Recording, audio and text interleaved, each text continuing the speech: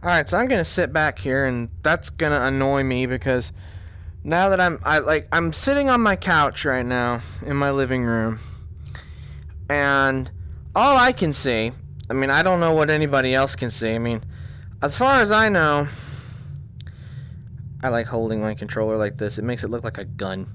Like that's like a targeting reticle. Like, fuck you, Freddy. Fuck you, Foxy.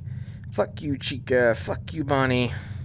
I don't know what this fucking thing over here is for. But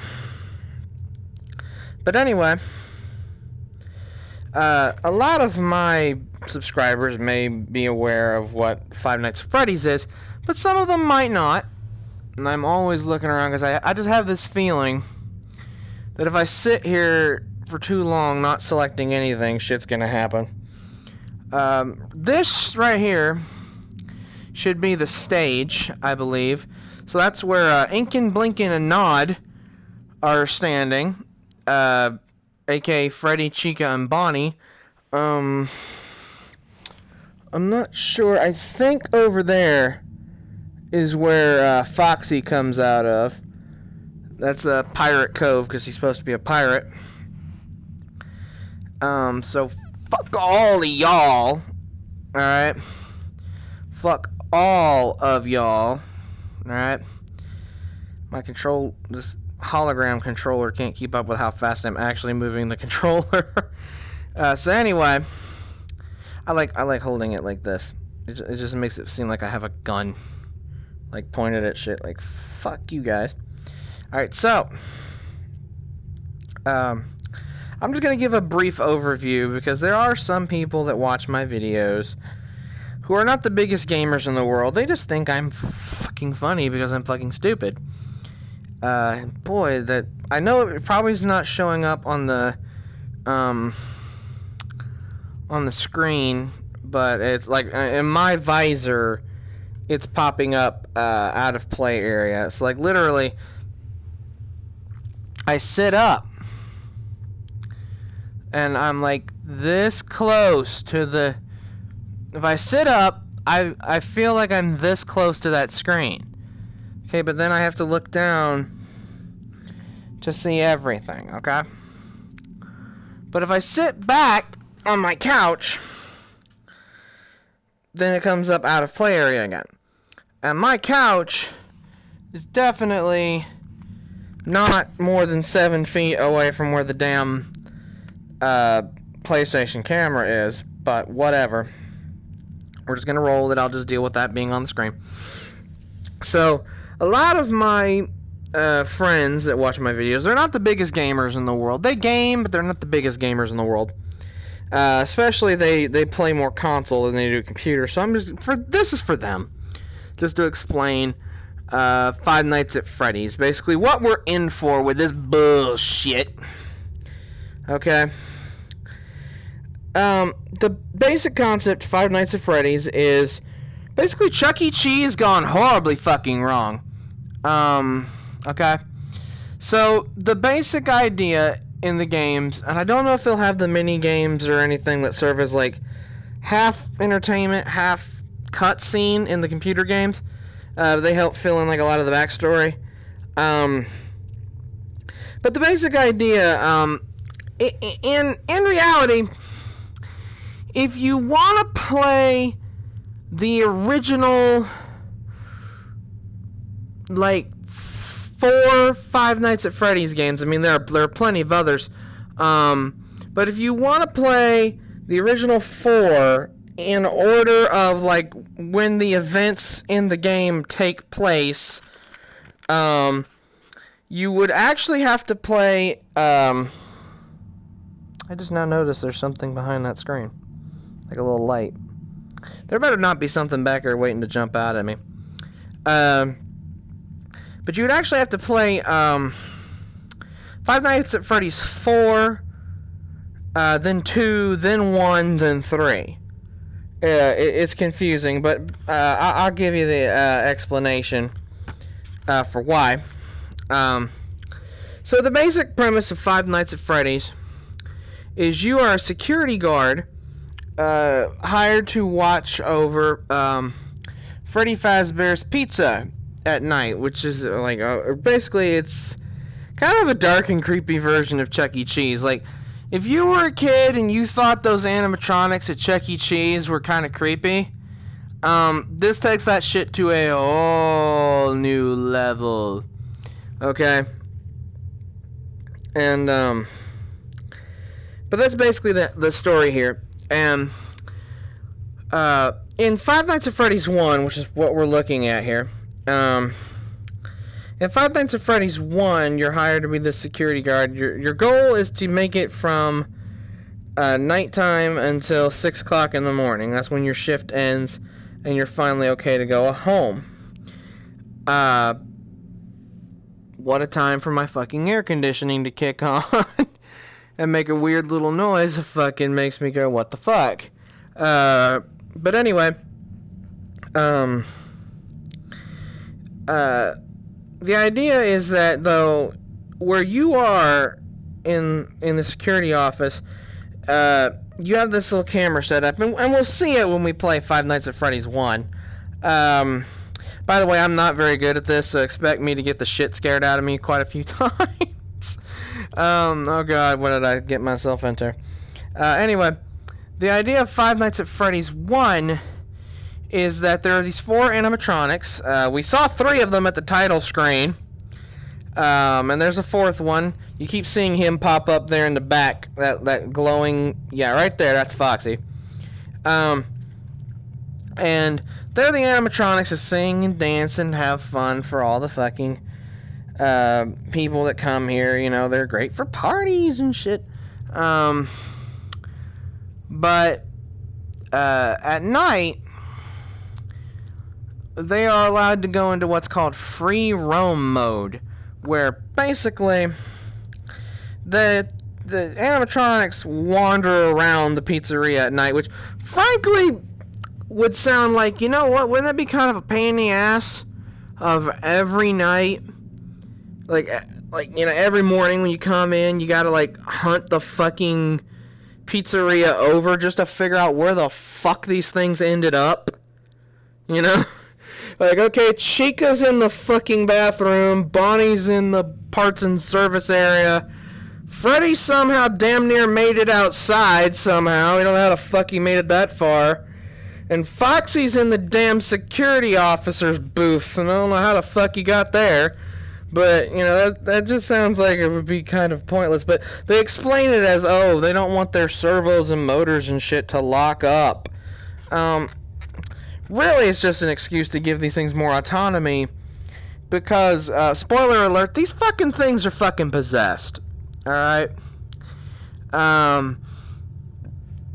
Basically, there was a dude, I believe his name was actually William Afton, and he actually built the animatronics for Five Nights, for Freddy Fazbear's Pizza, and also, what was it, Fredbear's Burger, or Fredbear Diner or something, that was the place that came before Freddy Fazbear's. He built the animatronics for that, and he has like his own animatronic thing. He also made all the animatronics that appear in what is technically Five Nights at Freddy's 5, I believe, which is better known as Five Nights at Freddy's sister location. Which I think Funtime Freddy right there, that's from sister location. So he built all that, right? And I'm not sure why, if he was just demented or whatever. He's a serial killer, basically. And they show him in like little cutscenes and other Five Nights at Freddy's games to kind of explain shit. They show him as like a purple guy, kind of dressed like a security officer. And that'll become relevant here in a minute. And he killed a bunch of kids. He killed 4 kids. And that's kind of creepy. The way my head and everything is rocking as I'm sitting here, it just makes it feel like that table is getting forward and backward, forward and backward. Let me know if anybody else sees that. or if it's just like a trick of my eyes from sitting here. I'm not liking these random like glowing dust particles that just float around. But basically he killed 4 kids. It's kind of implied, but not specifically stated, that he stuffed their bodies into like compartments inside the fucking animatronics. But what is basically kind of implied, like a lot of the Five Nights at Freddy's story is never clearly explained. It's kind of the typical horror trope, like the less you know or the less you have concrete proof of, the scarier it is. But it's heavily implied with the amount of crazy shit happening that these 4 animatronics are haunted.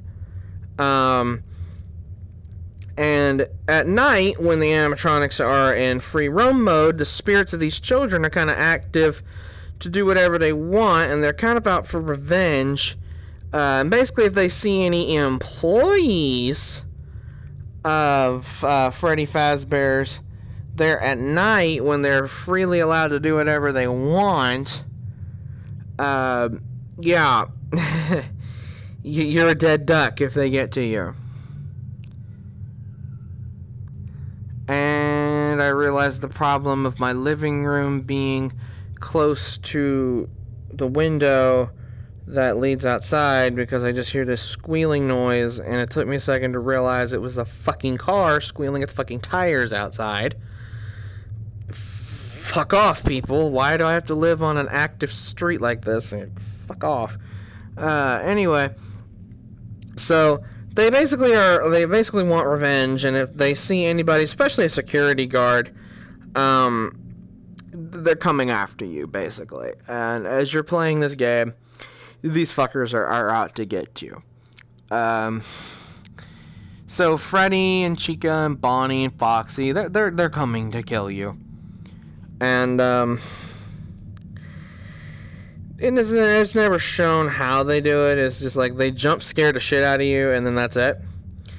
So I don't know what they do exactly. And then there's like a weird golden Freddy that you can kind of activate by accident.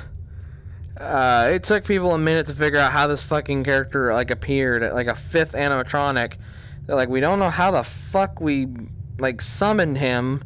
He just fucking appears in front of us, and then like 5 seconds later he jump scares us, and then the game actually crashes on the computer. The game crashes all the way back to the desktop, and then you have to like start the game over again. So if you get taken out by Golden Freddy in the computer version, you get sent all the way back to the desktop of your computer. Okay, it's pretty hardcore. And I don't know if there's ever been an actual explanation for what the hell Golden Freddy is. If there is, I don't remember it. But anyway, so that's the basic premise of Five Nights at Freddy's 1. You're in a haunted pizza place. Children were murdered there. Their spirits haunt the animatronics, and they're basically guiding the animatronics to come and get you. All because you're in the wrong place at the wrong time, sucker. Then we have Five Nights at Freddy's 2, which, despite being called 2, is not actually a sequel, it's a prequel. It takes place a couple of years before Five Nights at Freddy's 1. And they make references to a couple of incidents that happen. That's where we have... let me see if I can find it. No, not Night Terrors. Five Nights at Freddy's 2. You'll notice the guy putting a mask on. That's like... There's something up with the animatronics in that one where they're supposed to have the technology to like identify like potential threats, like, you know, if there's like somebody, like it's supposed to like scan a person's face, like every time an animatronic looks at someone, it's supposed to scan their face and like somehow sync up with like a database of like known serial killers, pedophiles, sexual offenders, such and such and such and such. And, you know, if maybe like help apprehend them. Now that would actually be a good use of technology if it fucking worked. Basically, if they come after you in Five Nights at Freddy's 2, their scanning doesn't really work. They just kind of like immediately like detect you as a threat and they come after you. So like one way to fool them is to put on the Freddy mask that you have just sitting there at your desk, to fool them into thinking you're an animatronic. Although some of these fuckers, that doesn't work. They just like straight rip the mask off and then they fucking kill you. But there's references made to like incidents that happened even before Five Nights at Freddy's 2. So basically you're thinking of this as like a perpetual downgrade, okay? Like Five Nights at Freddy's 1 is using the animatronics that were left over after the fiasco that happens in Five Nights at Freddy's 2. Okay, so this kind of older Chica, Freddy, and Bonnie and Foxy are what's left over after the whole fiasco that happens in Five Nights at Freddy's 2. There's like 8 animatronics in Five Nights at Freddy's 2. There's technically 5 in Five Nights at Freddy's 1, but like if you know how the whole accidentally summoning Golden Freddy works, like I kind of remember how it works. You can just straight ignore him. You don't ever have to meet him. But you know, you do have to worry about the other 4. Freddy's Chica and Bonnie follow like set paths that try to come to your office. Freddy's kind of random, so you kind of have to keep track of where he is and how close he is to your office to try to figure out where he is. Foxy, he does follow a set path, but it's basically like as second he leaves his little area that he's normally in, he's gonna make a mad dash from where he is in Pirate Cove to your office. Okay, he's gonna make a mad-ass dash, and like, so basically you're checking the cameras, and the second you see that Foxy is not there, you should slam your doors on either side of your office fucking shut. Okay? Because that fucker is coming, and he's fast. Okay? He's very fast for a fucking walking piece of fucking metal. Okay? But basically, that's Five Nights at Freddy's 2. I think there is some supernatural shit happening. I don't think the kids have been murdered, at least not yet. I don't think. I think that might happen towards like the tail end of Five Nights at Freddy's 2, so that's where we get the downgrade. Like, plus the, you know, the whole scanning technology shit that's in like Toy Chica, Toy Bonnie, Toy Freddy, doesn't really work. So they've kind of tossed them out, and they just go with like what's left. Five Nights at Freddy's 4 is actually like all a dream sequence. But it's a dream that's being had by a very particular character. In the story, they reference an incident I've heard in some, I believe it's called the Bite of 87. Sometimes I've heard the Bite of 83, but I think it might be 1987, where a young child, as far as we were led to believe, was picked up by an animatronic. His head was placed into its mouth, and it bit him in the fucking head, hard enough to cause severe cranial and cerebral damage. I believe there was mention of like part of the young boy's frontal lobe being removed by this assault. Five Nights at Freddy's 4 is, you are basically this kid, and you are in your room. The boy survived. The boy actually survived this, at least for a little while. And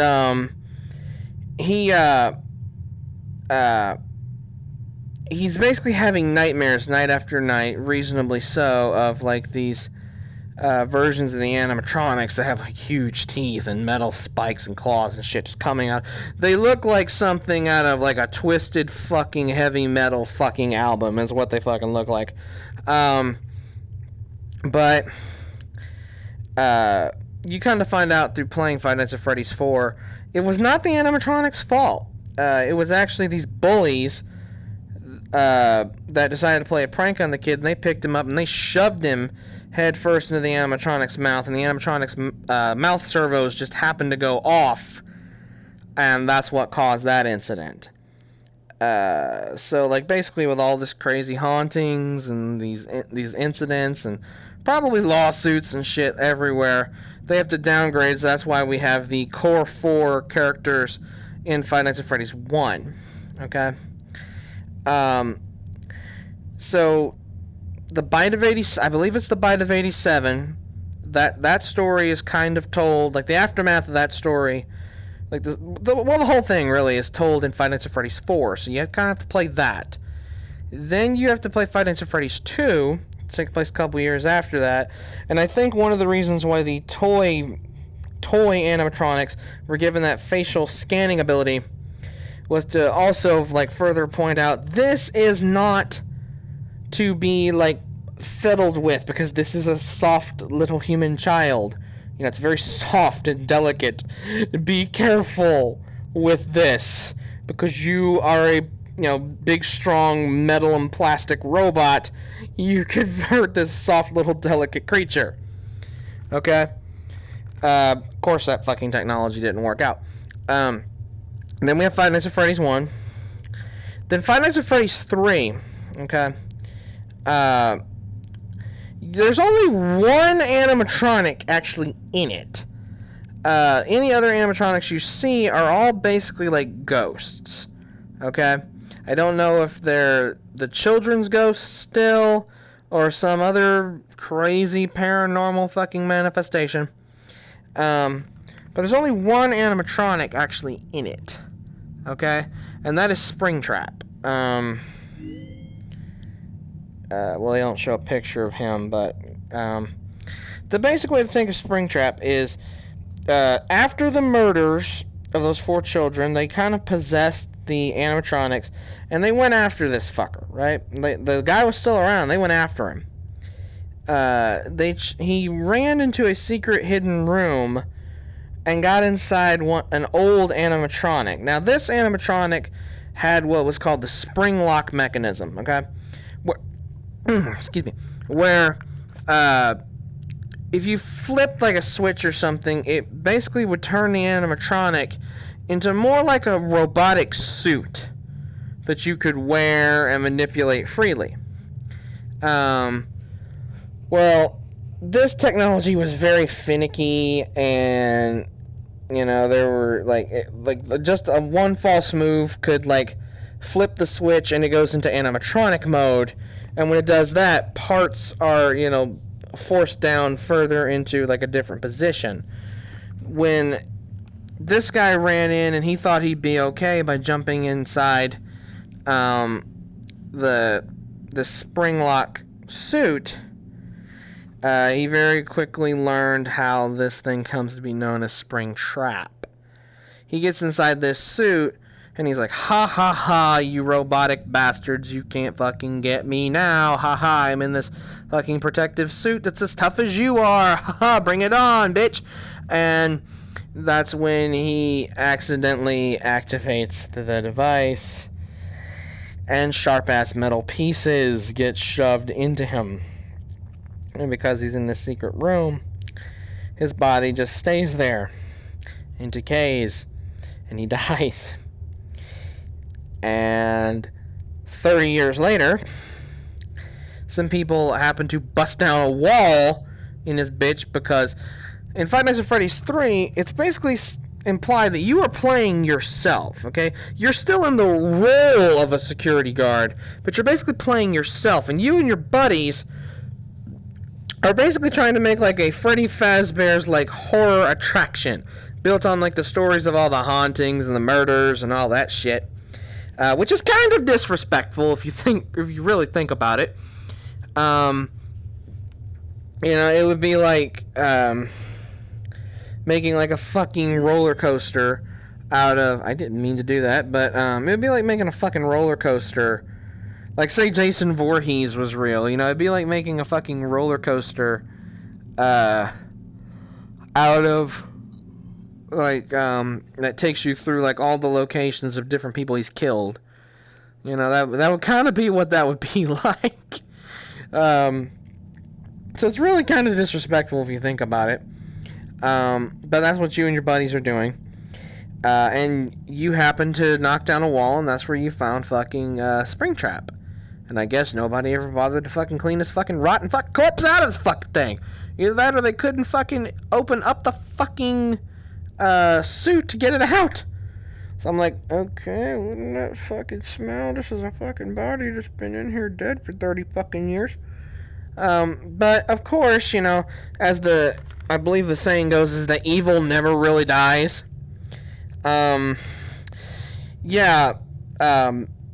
Afton, purple guy, the one security guard dude who murdered those poor children,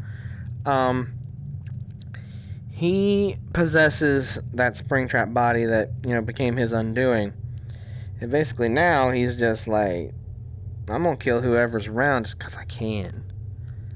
And you're the only target available because it's your job to watch over this horror attraction that you're trying to make with your friends every night.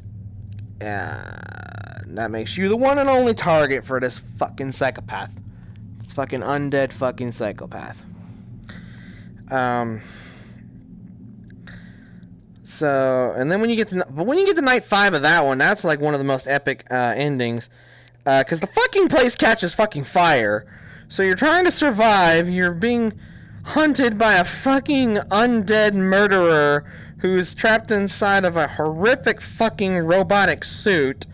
Wants nothing more than to kill you just because he can. Oh yeah, and the whole fucking place is on fucking fire. Shit.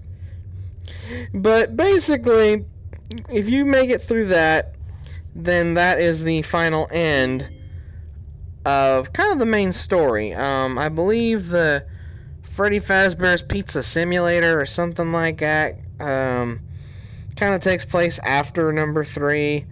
But that's where the core story stops.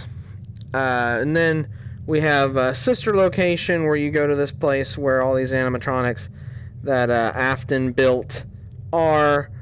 That's where we get like Circus Baby and Funtime Freddy and Funtime Foxy and Ballora, the ballerina robot, and that's where all that comes from. That story though is not so much. There is some supernatural because that's just how it goes in this whole series. But mostly it's like, the best way I can describe it is anybody remember Hal? I believe it was from the movie, 2001 A Space Odyssey. You remember the fucking computer that goes fucking batshit and decides to kill all humans? That's pretty much what's happening in Sister Location. You're basically being tricked this entire time into thinking you're helping these animatronics that are sentient to fucking escape this underground facility. You know, that we've been trapped here for so long. Can you please help us out? And, yeah, and it turns out that there's only one robot that's like really in control, and he's the one that you think was scrapped for parts. And basically there's a piece of him inside every one of these fucking things. And he basically wants you to help them remove it from each of them so that he can be complete, and then he'll fucking put you in the fucking remover or scooper and fucking rip out your insides and then wear you as a human fucking suit, because the security system of the fucking Sister Location is designed to only let humans in and out.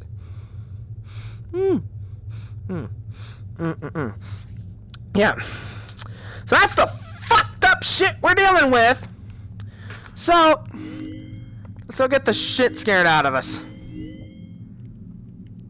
And once again, just in case I did not make it clear enough, fuck you, Freddy, fuck you, Chica, fuck you, Bonnie, and fuck you, Foxy. Alright, let's do this shit.